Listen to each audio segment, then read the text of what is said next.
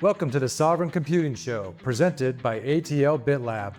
I'm Jordan Bravo, and this is a podcast where we teach you how to take back control of your devices.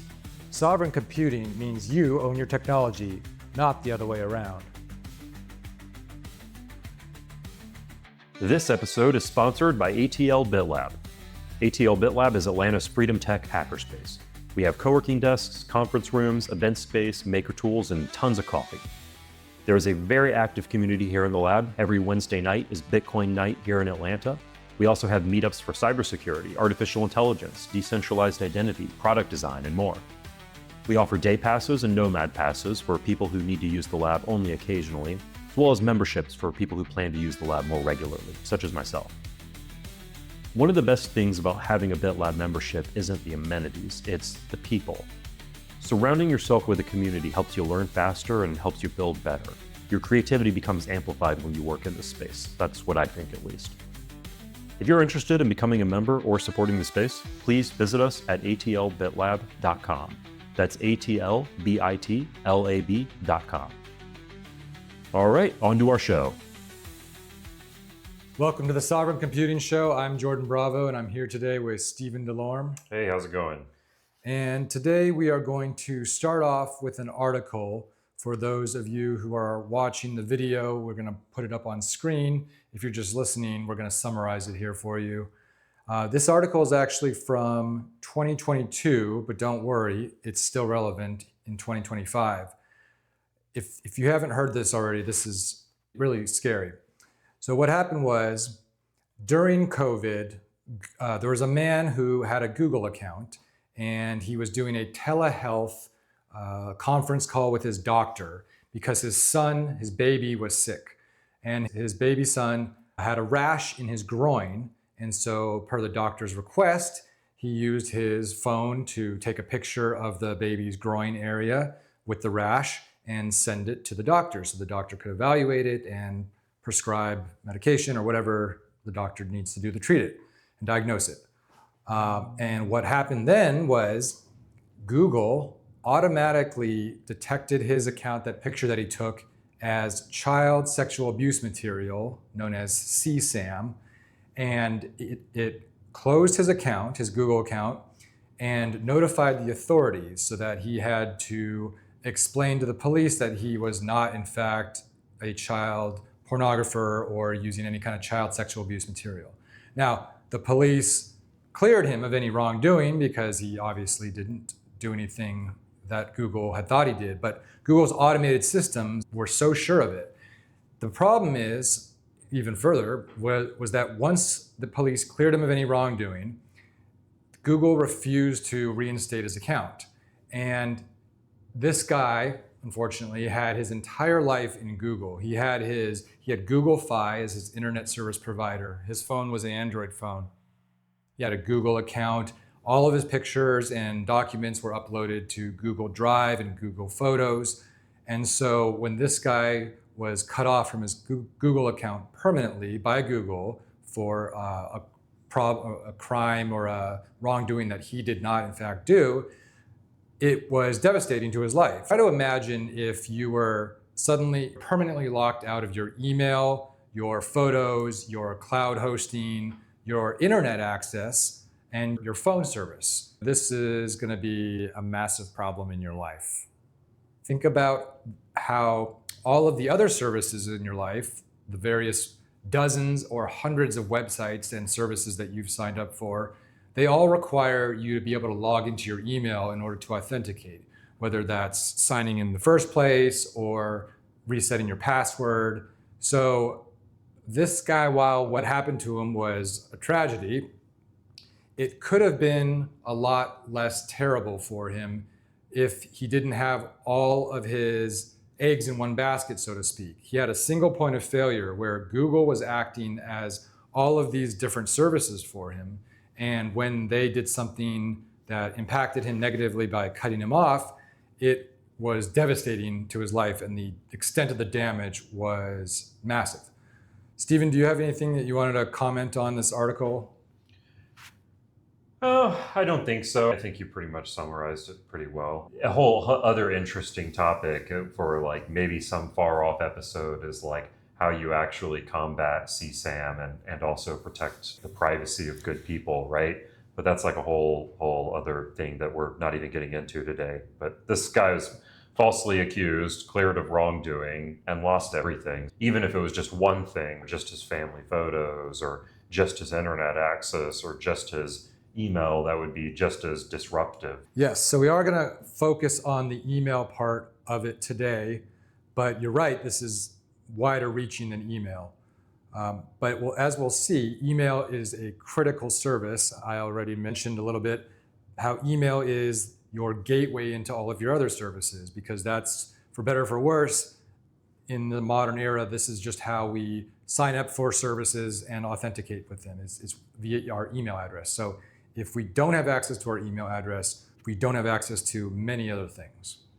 And for some reason, everybody thinks that they've invented the email killer, and it just never seems to happen. I don't know. It's this really resilient technology in our lives too. Yeah, a lot of like business communication has moved on to stuff like Slack and Microsoft Teams, and certainly social media marketing is like its whole other thing now. But I don't know. Email marketing is still very much alive, and it's like a default notification system for many services. So it's this very resilient piece of technology that has not gone away, and I don't see it going away anytime soon. I agree. Although I approach email in a way that might be different from a lot of people, but I think it's a good approach and I'd like to advocate for it. So here's my pitch. Email is good for certain things, and specifically, it is good for communicating with non-humans. So if we want to sign up for a new service and they need our email address and we create a password and that's how we're authenticating, then that's a great use for it. Another thing might be, like you just mentioned, a newsletter where you're, again, signing up for something, you're putting your email address in a database, and then an automated program is sending you an email that you can read. Neither of these cases is you communicating to another human being who's reading it on their end. Although this is what email originally started for, I would argue that there are much better technologies for that. We talked about instant messengers in our last episode, and I would guess that most people, when they're talking to their friends and family every day, are using instant messengers or SMS. I put it in that category as well. But the point is, people don't email each other for things like, hey, can you come pick me up at 8? That's just not how it works. Email is asynchronous, as they call it. Now, in business, email is still used at a lot of places, but from my experience, even that is going by the wayside. Yeah. It's been replaced by Slack and Microsoft Teams and these kinds of things for good reason. So I think email has a place in our toolbox of being how we sign up for services. In fact, it's crucial there, right? You can't really get away from it. But I would argue that you don't want to give your email address to any people that are like human beings. And if somebody does need your email address, use an alias. And we're going to talk more about that and how powerful a concept that is. But essentially, if you have a single email address and you use it everywhere, it is really easy to be hacked, scammed, spammed, and also have people stalk you. It can lead to a huge invasion of privacy. So there's a whole bunch of reasons why we don't want to do this, and we're going to go into the details of how we can take those steps, be more self-sovereign with our email, protect our privacy, and also inoculate ourselves against future single points of failure, like in this Google article that we talked about. Yeah. All right, let's get into it. So I guess when we think about being cut off from our accounts, being cut off, we'll just focus on the email part of it. A lot of people are probably going to be using something like Gmail. I remember when it was just like a clever little experiment and it seemed cute in like 2005 or 6 or whenever it was that, oh wow, that Google thing, they also have an email. And it seemed pretty adorable and harmless at the time, but now it's become, I don't know the statistics, but it must be the number one used email service in the world. But I guess the thing is, it didn't just become the number one used email service in terms of sending and receiving emails and also storing the data itself, but also in terms of your client. We would have been using a multitude of different mail clients in the late 90s and early 2000s, but Gmail has become the number one ESP, email service provider, and also the number one email client itself, because I think a lot of people are just using it in the web browser or they're using it as an app on their phone or something. Agreed. I don't know the statistics off the top of my head, but I get the sense that Gmail is the most widely used email provider, at least in the United States. Yeah, yeah. Again, your mileage may vary overseas. I feel like it's become not only the default for like individuals, just I feel like everybody has a Gmail, but it's also the default for businesses. Like it's hard to come across businesses that don't use it. And if they do, it might be like, I don't know, the Outlook cloud or something to that effect. But at least for most like smaller, younger businesses that I find in the US tend to default to Gmail and like Gmail business or whatever. And the most just like individuals I find use Gmail.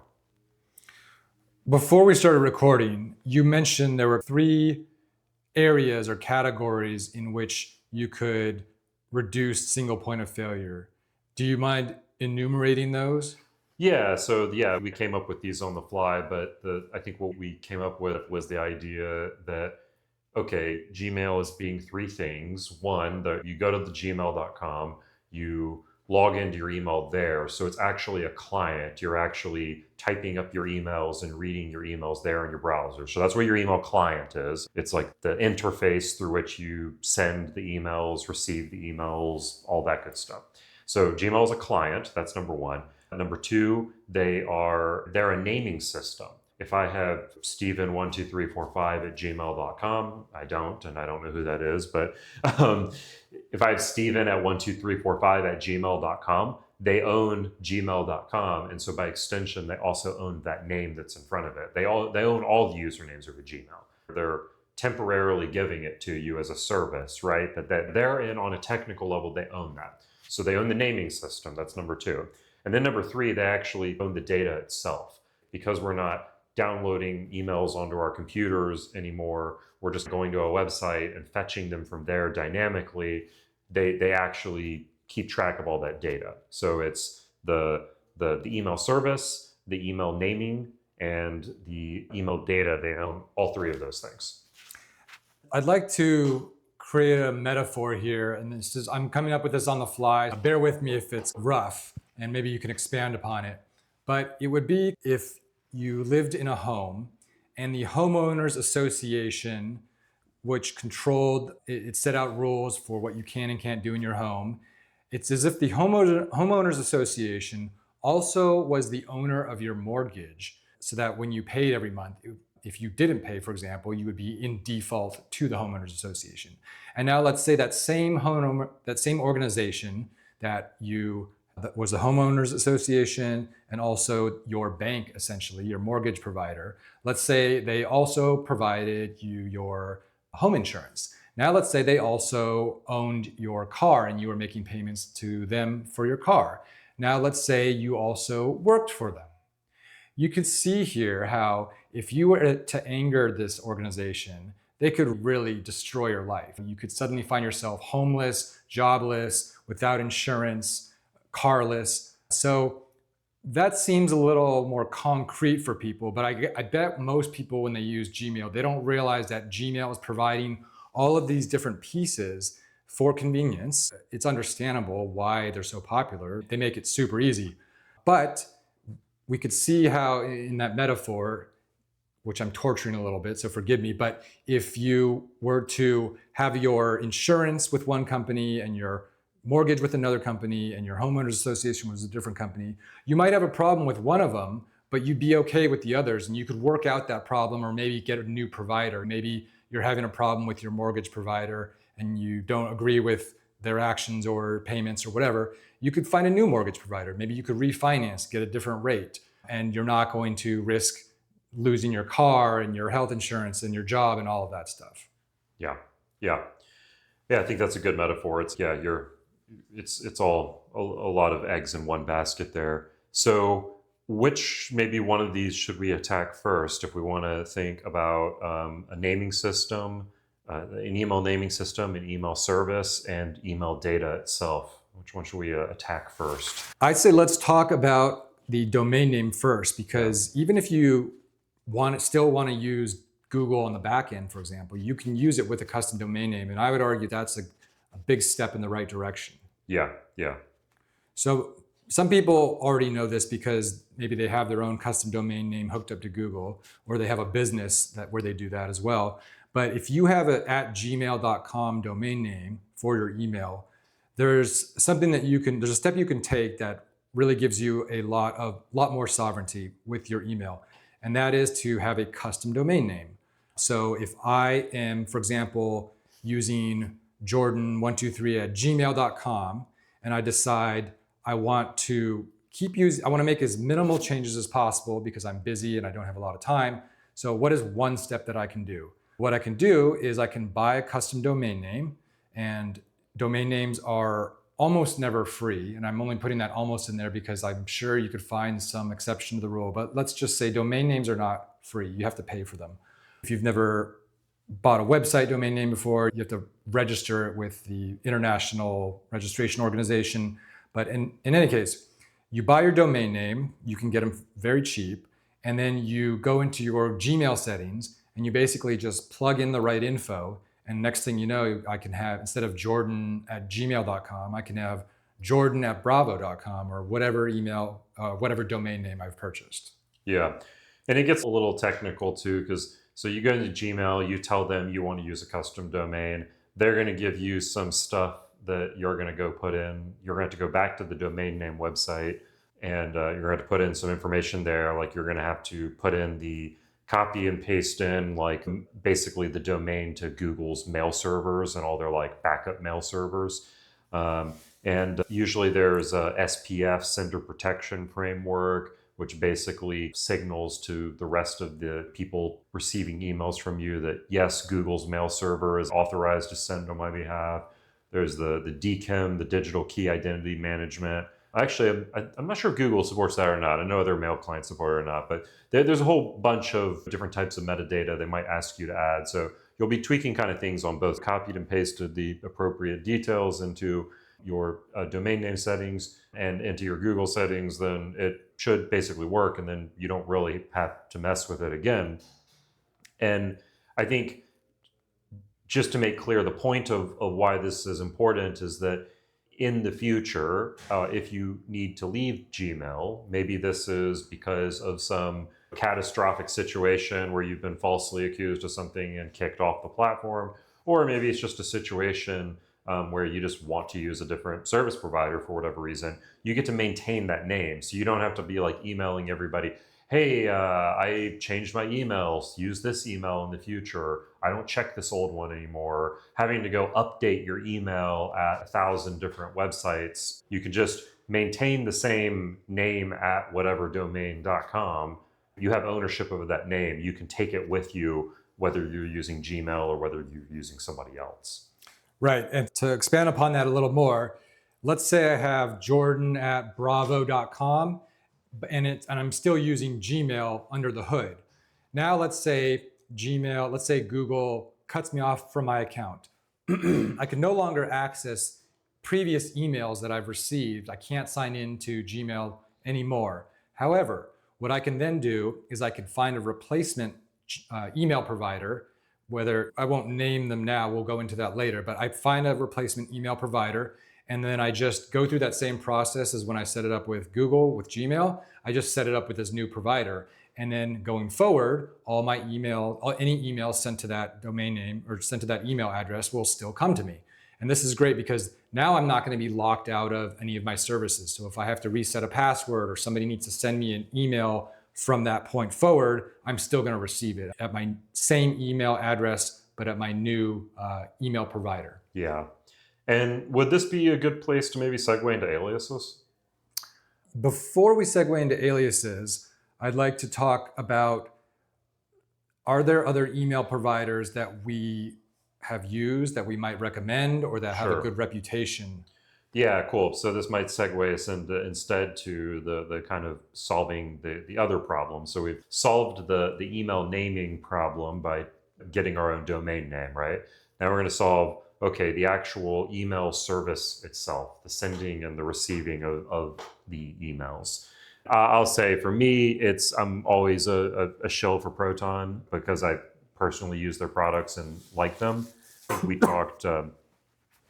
I think we talked in another episode about just their calendar product as well as they're just using the contact system. But they originally started as an email platform. And I think what the original value add of Proton Mail was that their platform is end-to-end encrypted. And so if you're not familiar with end-to-end encrypted, basically means that your email data is encrypted using your private key. So Proton doesn't really have a way of reading your emails because they're all encrypted with your key. It also encrypts it when you're sending it to other people. So if like Jordan and I send each other an email, our emails are automatically encrypted with our private keys. So even if someone managed to successfully eavesdrop on us while the email's in transit, they wouldn't be able to read it.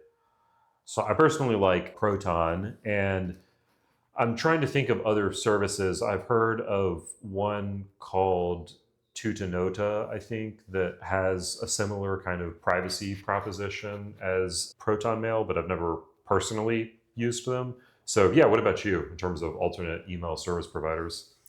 I think Proton's great. I know that they also allow you to use a custom domain name with your Proton email. Yep. So you can have any domain name, and under the hood, it's Proton Mail. I use one that's not super well known. It's called Migadu, MIGADU.com. M-A-G. MIG, I-D-U?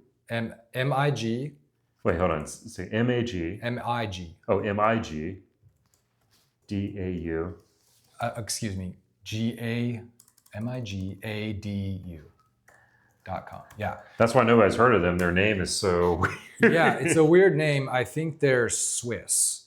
And they might be very special at first because they don't have end-to-end encryption like Proton, for example, but they're small enough that they're not a honeypot for surveillance, and they don't abuse you. Google, for example, if you have a problem, try calling their customer service. Good luck. Like, they don't care. You're one of billions of people.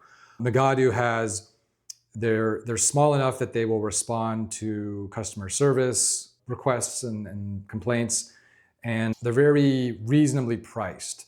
And you can have as many domain names mapped to it as you want. So for a price of, I think I pay $19 a year, I can have not only as many email addresses as I want, but as many domain names as I want as well. And so I've used it for multiple email addresses for myself, for my businesses that I've done, for basically everything. And it only cost me $19 a year. They do provide a webmail. You can log in the browser, but their webmail is bare bones, and I prefer to use it by connecting a client, which we'll get into why you might want to do that. Man, it's like they haven't updated this. And for those listening, I'm looking at the page and it says, can I pay with Bitcoin at all? And so we do not offer on-site payment with Bitcoins, and they camel case it. Interesting. Yeah, it's a very old school way of writing Bitcoin. That is a really powerful price. Like, it's a very low price. There's 5 gigabytes on the plan I'm reading here on the site. They're almost like giving you like a little like section of an email server, and like you can provision as many email names as you need to in your little fiefdom there. That's right. And it's pretty cool. I remember a long time ago at an old job, we had an email like server we were renting out, and it was a little bit difficult and technical to manage at times. And I'm not, this service may be easier, but there was something really incredibly powerful about just being able to spin up as many emails as you need to. And once getting into, I don't know, the new way of doing things where you have to pay for every single user, like pretty much everybody has adopted this like cloud first business pricing model where you pay like a minimum of $6 per user or whatever, ends up stacking up and being very prohibitive. Agreed. So this isn't going to be for everyone, but this is for people who have a similar approach to email as I do, which is I'm not using this to send gigabytes of files, photos, videos, etc. I'm only using email to register for services and maybe occasionally archive receipts and stuff like that. Oh, mostly text-based communications. That's a really cool service. So these are some alternate service providers that we've looked at here. Are there any more we should cover, or should we segue into something else? I think we've covered the service providers. Let's go now to aliases. Yeah. And so we've solved our kind of second problem there of being cut off from the actual sending and the receiving of the email. I think aliases gets into something that's a little bit more back on the naming side of things. The basic problem, as I would describe it, is that once you own this name, Steven at whateverdomain.com, and you once this email gets out there into the world, you're going to get all kinds of spam, right? You list your email on a website, a spider tracks it, like a web spider or crawler picks up your email, starts adding you to a bunch of lists. So that becomes a huge problem. You start getting tons of spam. And if you're using Gmail, then maybe the spam is solved for you, but otherwise you're just going to be getting tons of mail. Once you start filtering out spam, you have to worry about like false positives, all these things. So then you also have the idea of like data breaches of maybe your email is not published anywhere on the web, but somebody that you use, like a legitimate company that you do business with, you've given them your email, so they have your email recorded so that you can log in and out of the website. Their website gets hacked. Your email then gets leaked out onto the dark web or whatever. Okay, so then people still manage to find out about your email. Then you have this other kind of threat, which is, well, what if this company that you're doing business with, you think's legitimate, they're actually behind the scenes just selling your data? And I think it's a lot more common than we think. So they end up selling your email, and somehow, again, your email ends up either in the hands of like third-party marketers, or it ends up in the hands of, again, some real shady people. No matter what you end up doing, just by giving anyone your email, you run the risk of your email getting sold to marketers or criminals or whatever. And so how do we solve that? And I'd like to ask people to think about what could the potential problem be with giving the same email address to every single site that you sign up for. You are standing in line at a restaurant to order something to go and they ask for your email address. You're creating an account on DoorDash and they ask for your email address, Netflix, et cetera, et cetera. I would encourage you to think about it and try to come up with it on your own, but now I'm going to spoil it for you. What happens is every single time you do that, it's resting in someone else's database, someone else's computer. And companies eventually get hacked. The bigger the company, the more likely they are to get hacked. And when they are hacked, your email address, if it's the worst thing that you can have is your first name and then your last name at gmail.com. That one is just so easy for spammers because when somebody breaches a database, this is a juicy set of data that the hacker has gotten, right? This will be sold on the dark web.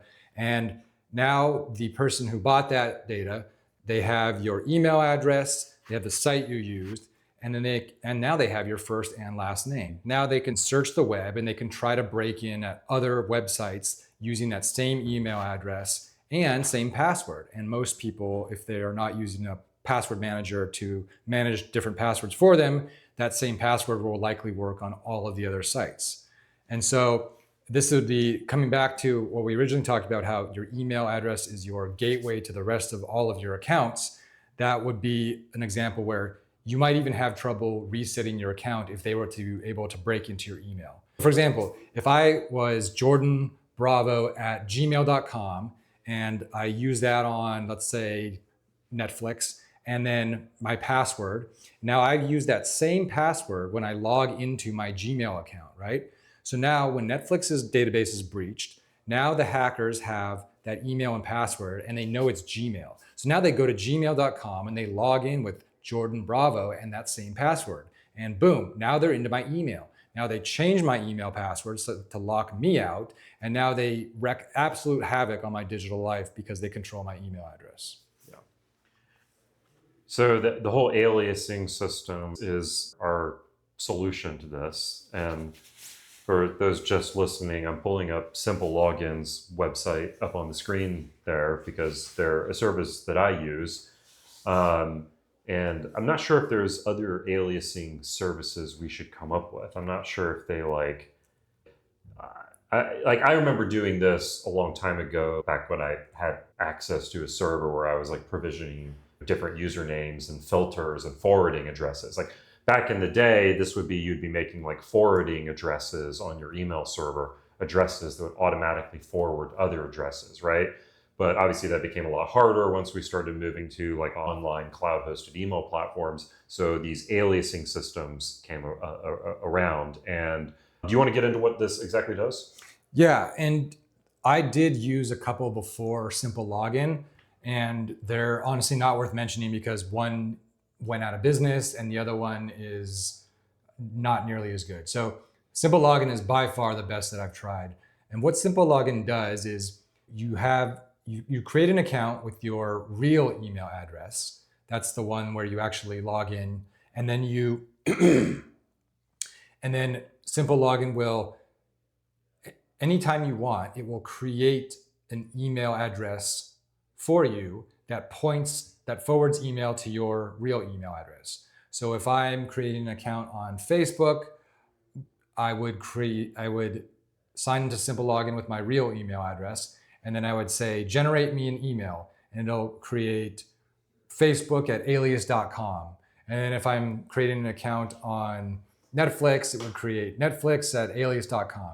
And it's not going to literally say alias.com, but it's going to just put in whatever email address it doesn't matter, right? It's just filler basically. But behind the scenes, it's forwarding it to my real email address. So I log into my email as usual, and I get emails from all of those different addresses that I've used. I want to use a different one for each site, for each service that I've signed up for. And what's really cool about this is that you can then toggle on or off each of those emails. So let's say I start getting spam from one of these emails that I've created and signed up with the site for. I can just turn it off with the click of a button. And now I'm no longer getting email from them. And I know where that spam came from. I know that this particular site sold my data. So maybe I don't want to do business with them in the future. Yeah, it sounds complicated, right? But it's actually pretty easy once you get it set up. SimpleLogin just has a little browser extension. And so any website you go to, like how your password manager will put a little icon next to any input field and offer to fill the password for you, SimpleLogin will do the same thing for any email input field. It'll give you like an easy option to just generate a new email. And like the default ones are they're just like these like randomly generated strings, like these like long, complicated looking domain names. But if you have your own custom domain, you can actually use your own custom domain with SimpleLogin, which is really cool, because then, like we were getting at before about like owning your name on the internet, you could just do something like I could have like Facebook@Steven.com and Meetup@Steven.com, all of these different things. And I think that the real powerful thing about this is that if one of those emails does fall into the wrong hands, I can just cut it off. I can just turn it off and stop receiving to that email. So one, I'll know who sold me out, and then I'll be able to turn it off and actually stop the inflow of spam. Yes. And this is part of the sovereign computing mindset of thinking long-term about points of failure. And so even though we both love SimpleLogin as a service, and we hope that the company continues on for the foreseeable future, we want to think, what if they go out of business someday? What if they stop existing? And that's why you would want to use your custom domain name with them. So you don't have to use a custom domain name. If you're getting overwhelmed by all of the different suggestions here today, you don't have to do that. You can just go to simplelogin.io right now and sign up for an account for free and just use the basic defaults out of the box. But that would be what I just illustrated would be an example of pulling apart those eggs in one basket and not having a single point of failure. Yeah, and they're now owned by Proton. it integrates very nicely with Proton Individual and like the Proton Mail like Business Suite, which is really nice. But I learned something new today. You were telling me you can actually integrate SimpleLogin into your like outside password manager. Yeah. So I use Bitwarden, and Bitwarden has great integration with SimpleLogin.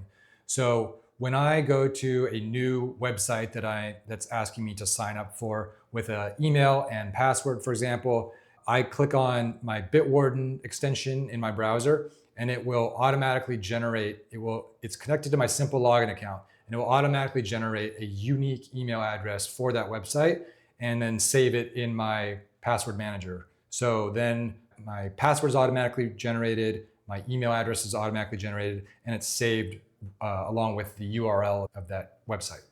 Really cool. I was going to look if I could find API documentation, but they may not have it on there. But yeah, so that is really cool. That way you don't need to be like stuck on their front end if you don't want to be. Yeah, you could also go like probably if you're pretty technical, you could build your own forwarding system. But with this service built out, it's a no-brainer for me to be using something like this.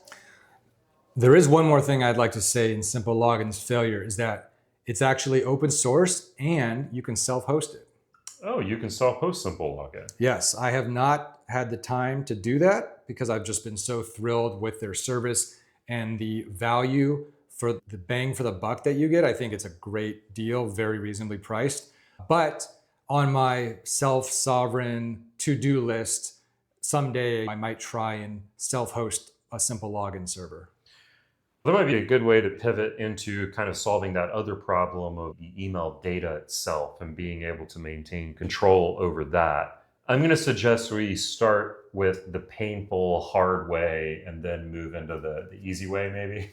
Okay, and just to contextualize for everybody, we talked about how if you separate your domain, your email address, domain name from your email provider, then if you were to get cut off from an email provider, you could going forward still retain access to your email address by switching providers.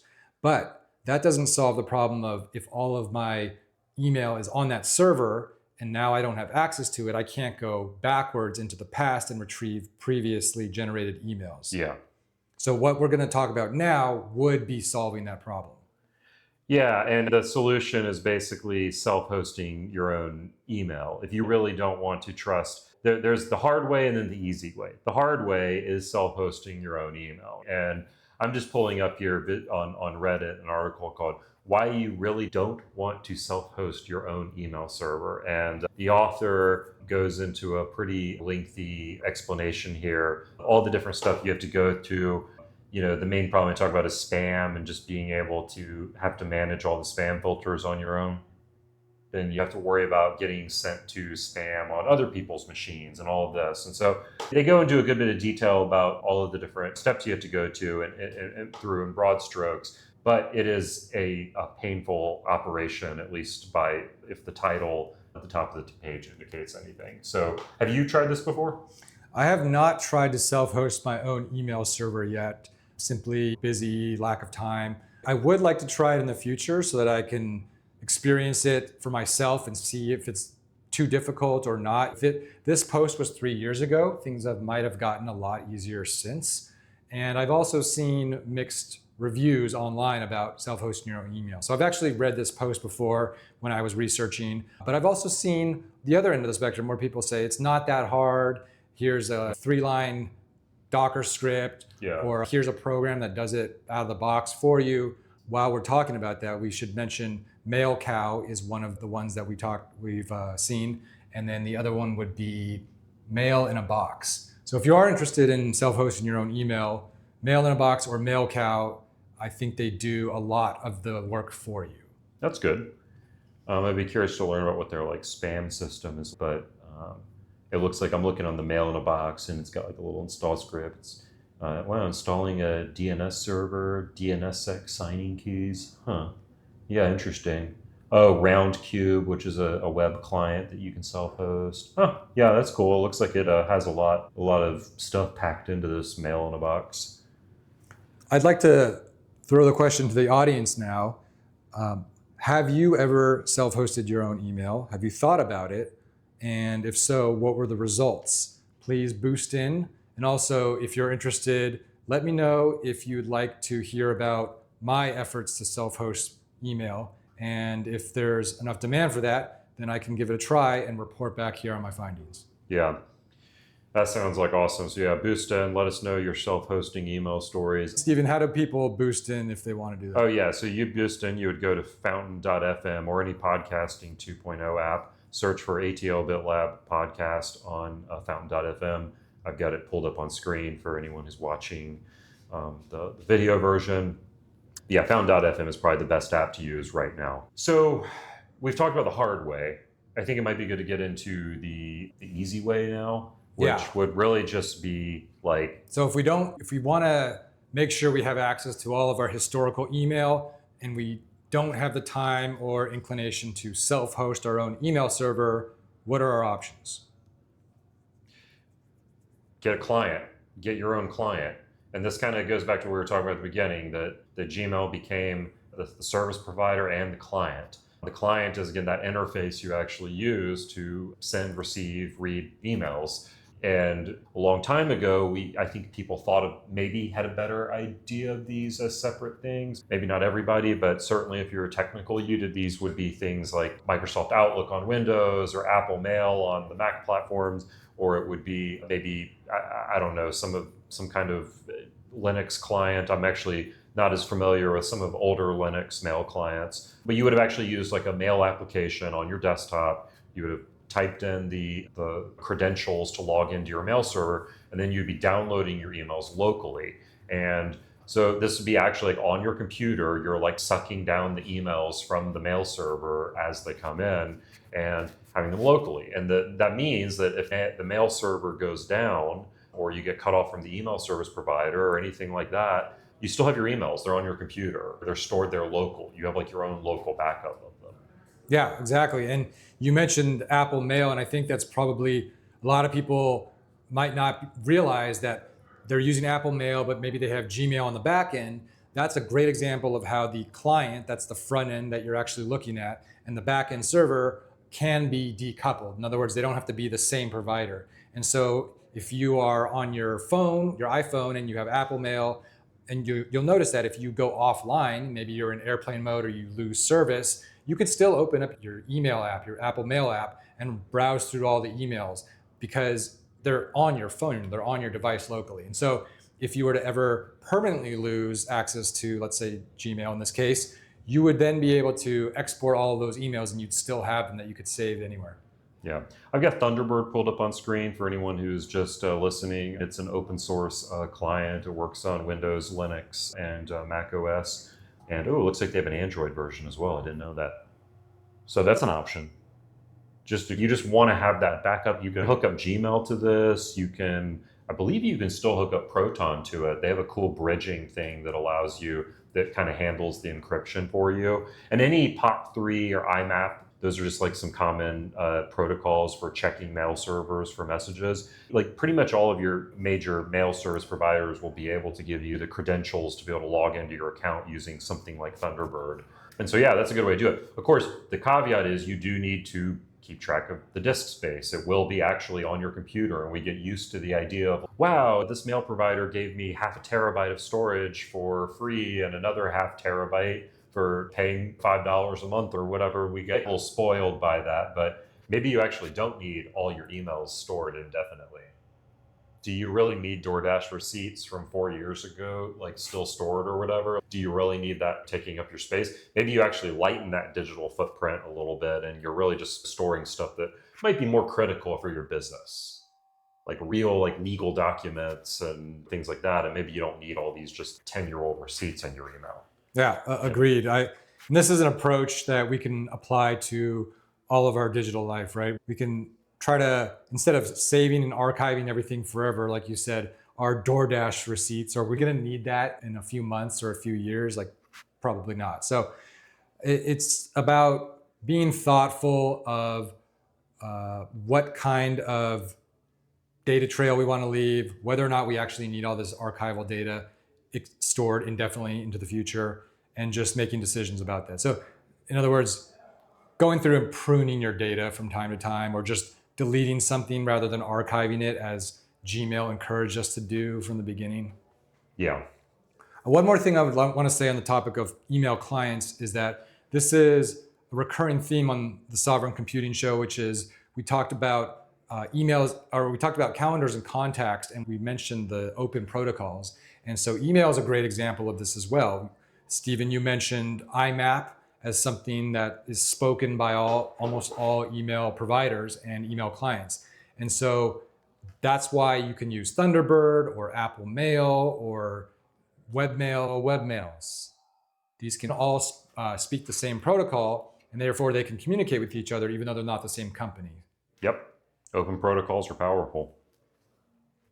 Cool. Anything else we should hit on? I think we covered it. That's all for today. Send us in your boosts. You can do that at fountain.fm, or you can go to atlbitlab.com/podcast, and you can get show notes and transcripts and all the good stuff there. All right. It's been real, y'all. Hope you enjoyed it. Let us know your feedback in the boosts, and we'll see you next time. Thanks, everyone. We'll see you next time. Ending music. I'm not going to include that one in the next edit. Hey, thanks for listening. I hope you enjoyed this episode.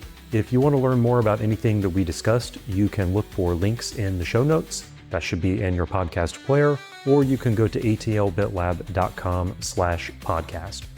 On a final note, if you found this information useful and you want to help support us, you can always send us a tip in Bitcoin. Your support really helps it so that we can keep bringing you content like this. All right, catch you later.